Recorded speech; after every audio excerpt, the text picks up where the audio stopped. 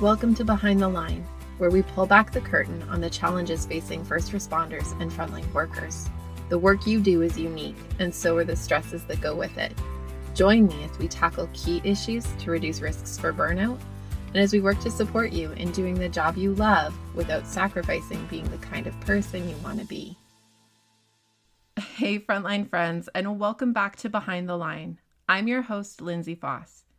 If you're new to Behind the Line, what you should know about me is that I'm a clinical counselor specializing in trauma therapy.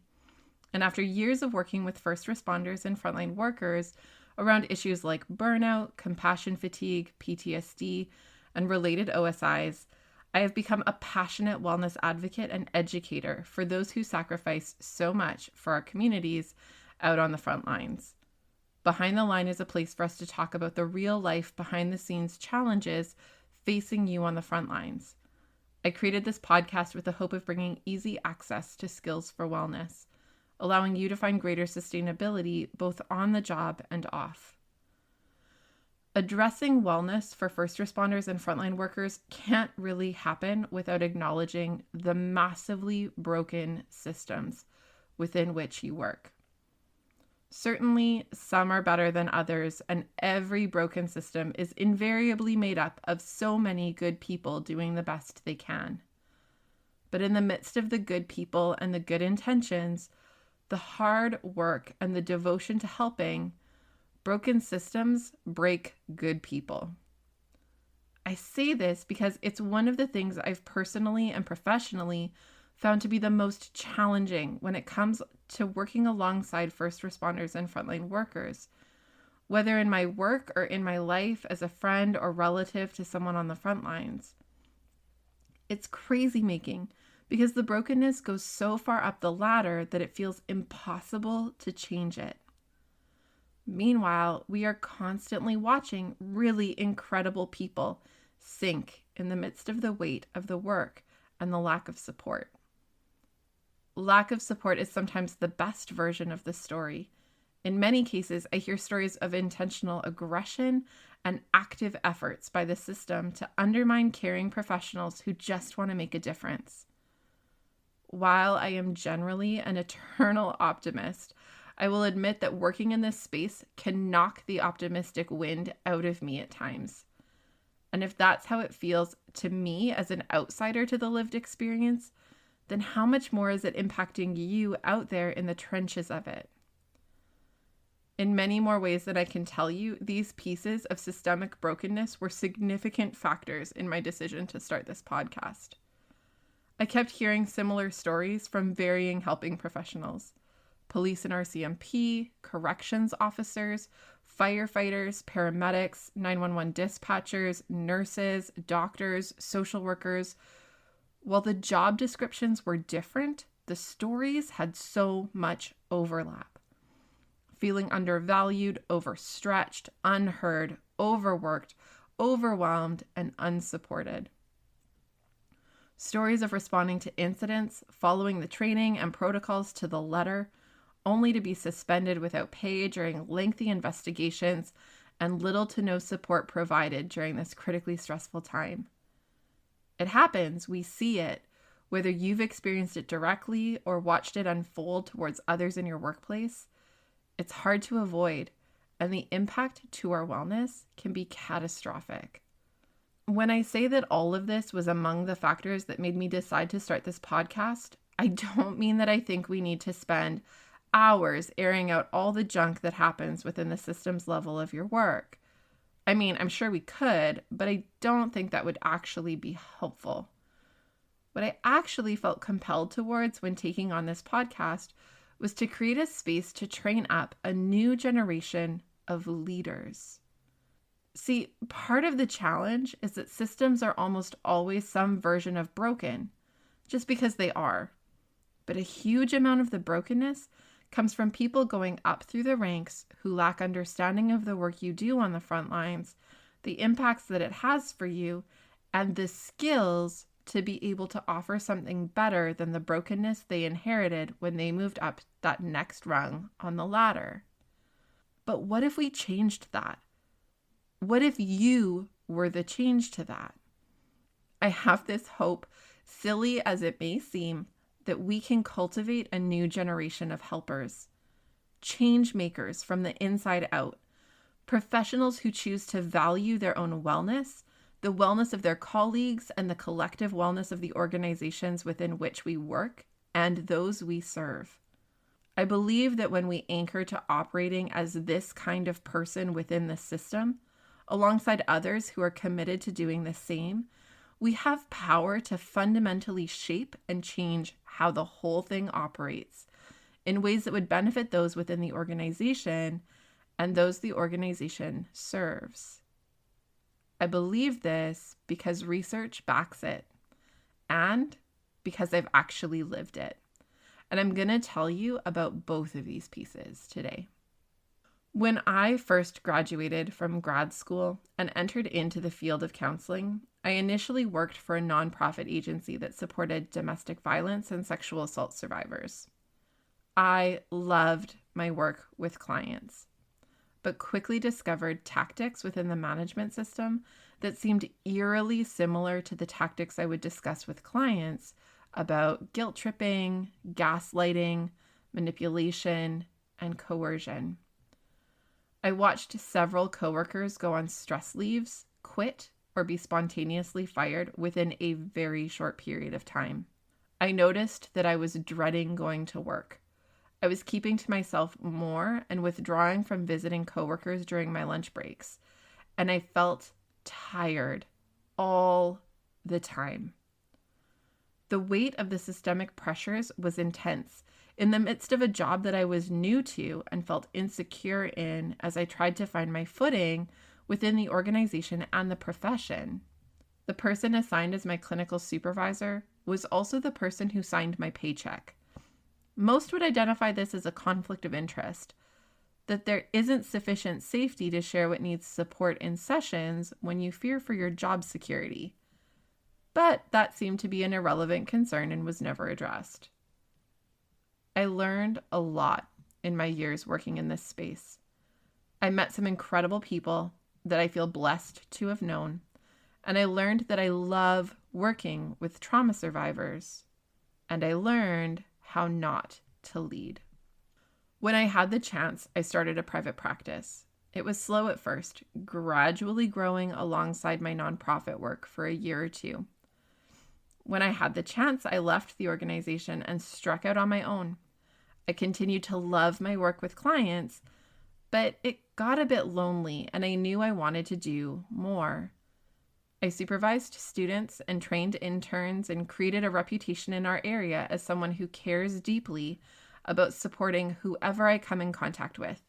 Over time, my private practice evolved and grew into a group counseling clinic, Thrive Life Counseling and Wellness in Fort Langley, BC. Within a couple of years, we grew to being the largest clinic in our area with a diverse team of exceptional clinicians.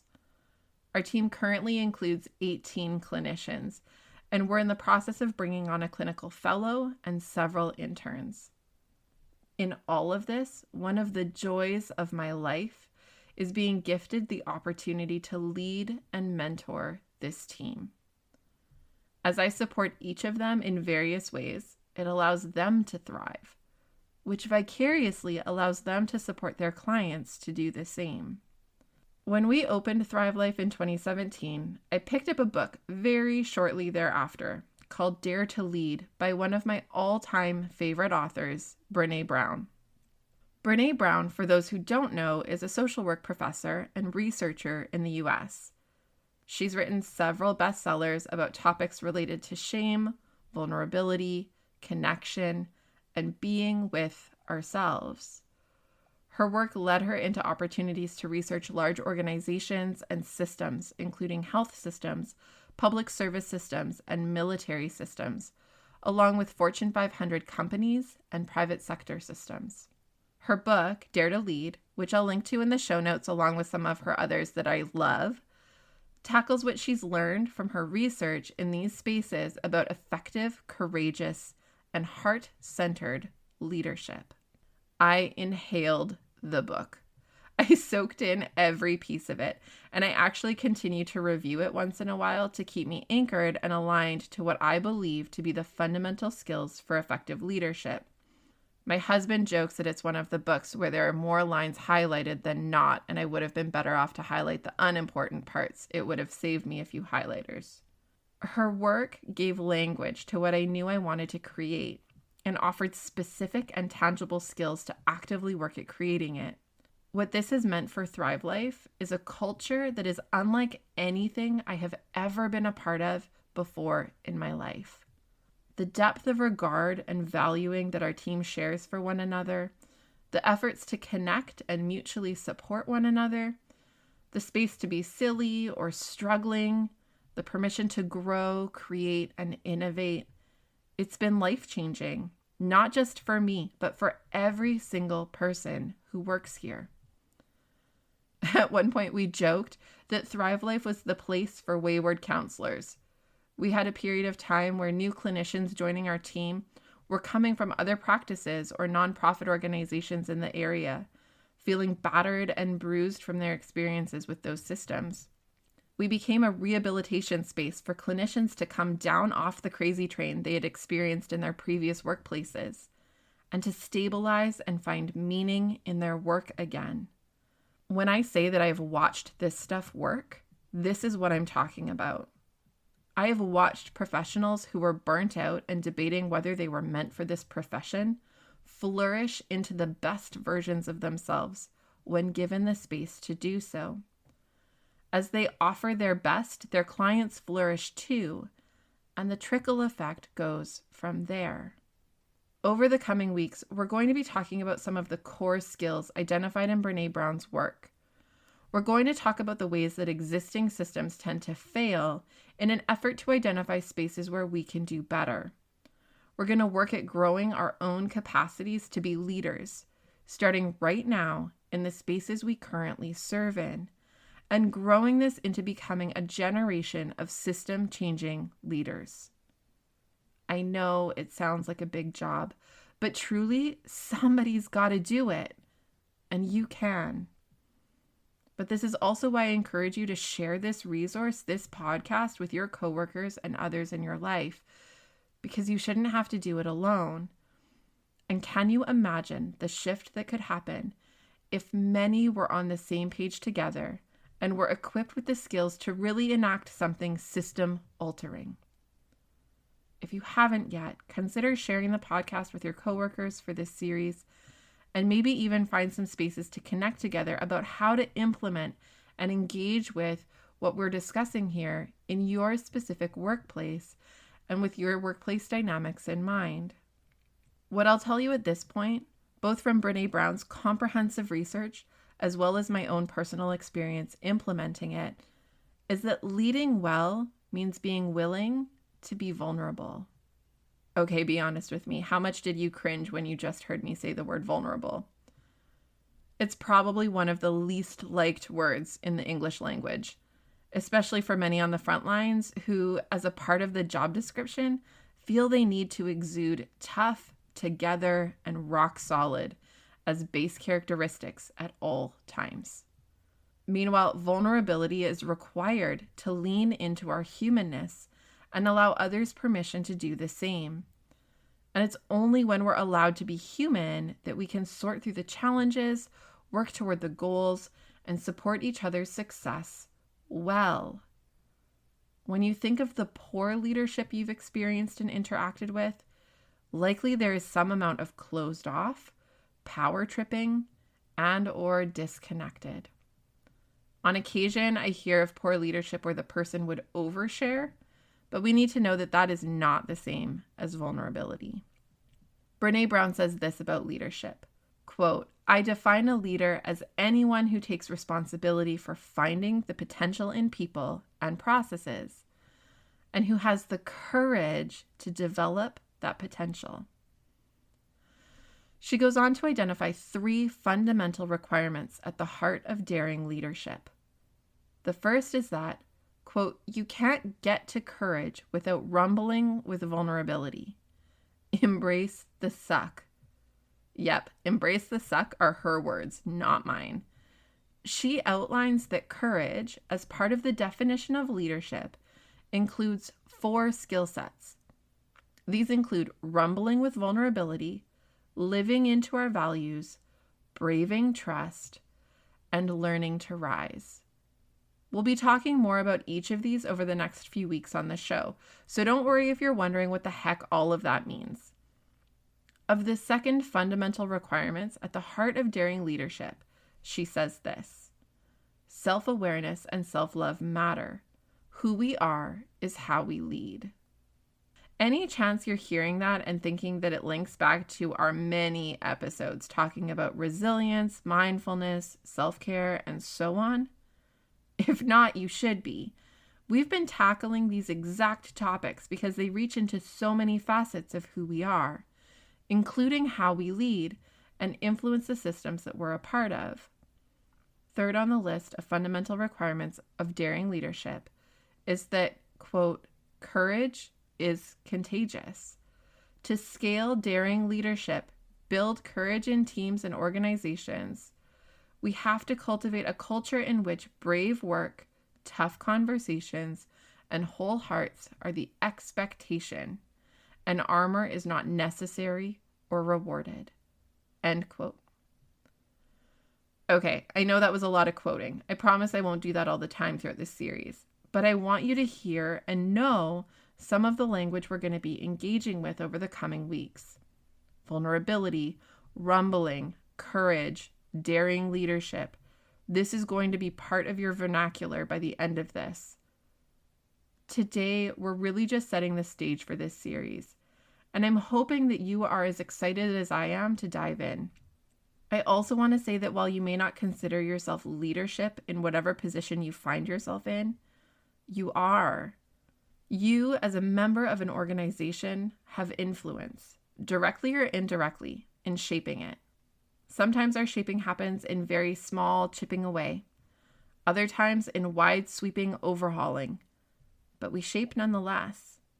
Being the leader you wish to have, cultivating a culture of trust and care with your coworkers, engaging in the small influencing you can where you're able to, it adds up and it matters. And others will notice and want to do the same. Because we're drawn to good leaders. We want more of that. We want to emulate that.